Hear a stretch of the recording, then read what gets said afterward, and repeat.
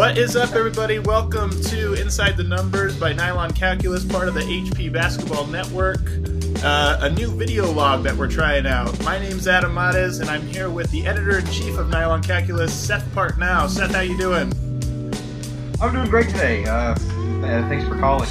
There's a well-known theory among some basketball purists, some of the old guard, that seem to think that shooting lots of threes tends to lead to easy transition baskets the other way, especially on misses. You wrote a series of posts about that last week and this week. What did you find out?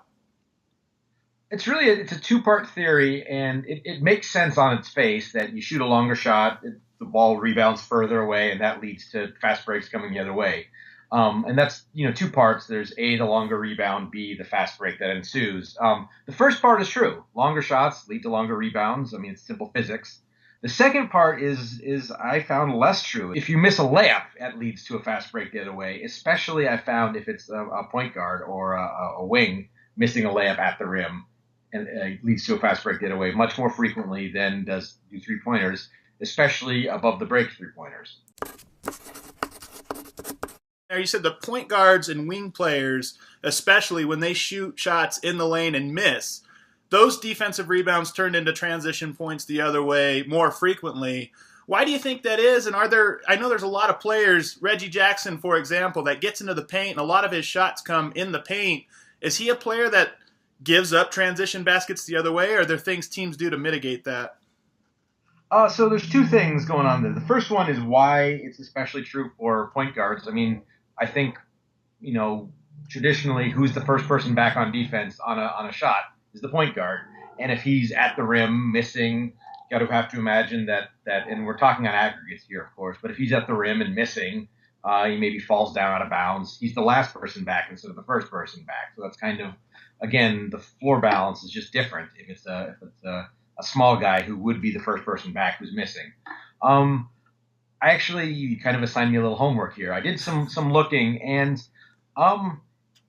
it's hard to pick out just because all of a sudden we're really starting to talk about some pretty small slices of misses at the rim that are defensive rebounded. There's maybe a couple hundred shots for the most for the highest number of players, and it's hard to pick out if there's any one player whose misses are better or worse in terms of getting back. Certain teams do better at getting back. The Timberwolves are an interesting case study, partly because they have two young rookie wings last year that were kind of out of control, attacking the basket, as all rookies are, and then partly just by their strategy. They shot the fewest threes in the NBA last year. You wrote an article earlier in the year about how they over-pursue offensive rebounds, and as a result, they gave up by far the worst effective field goal percentage on defensive rebounds. Did they have their priorities switched a little bit? I think what you're picking up there is kind of, we talked earlier about how, kind of the certain offensive sets are a result of good offensive process, and the things we're talking about with the Timberwolves, I think, are indicative of kind of a less good process. Again, they shoot. You picked out. They shoot very few threes. They shoot very few, especially above the break threes. And again, if you just think of the geometry of the court, if someone's shooting above the break three, they're in a good spot to get back on defense. Okay. All right, last one. I'll let you out of here, Seth. You're kind of known now around the blogosphere as a bit of a chucker from three. You could fill it up from three, but back in your day, were you also the guy that would go and crash the boards, or did you just leave that for the big men? One of my AAU coaches used to use an expression that, and he used somewhat colorful language, so I'll sanitize it and say, if you're a little guard, you come in there, you'll get your jaw broke.